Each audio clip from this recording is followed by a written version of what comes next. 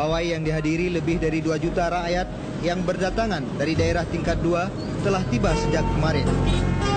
Ini adalah kunjungan massa yang paling besar dalam sejarah Aceh. Ditaksir 1 juta orang berkumpul mendesak penyelesaian konflik secara damai. Masjid-masjid dan kantor-kantor.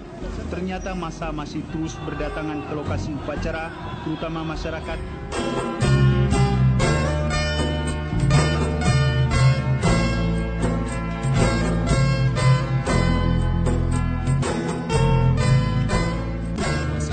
Aceh atau Sira. Dengan orasi-orasi dari tokoh-tokoh masyarakat.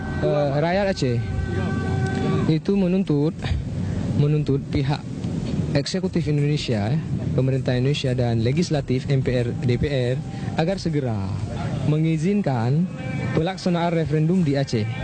Karena kami melihat sekarang apabila referendum tidak dilaksanakan ya, paling tidak dalam tahun depan mungkin paling singkat kita hitungkan waktu, itu akan terjadi eskalasi konflik yang sangat tinggi. Dan konsekuensinya saya pikir secara vertikal akan sangat berbahaya bagi Indonesia itu sendiri dan juga bagi hak asasi manusia. Tuntutan referendum mengemuka terkait isu ketergantungan sumber daya alam.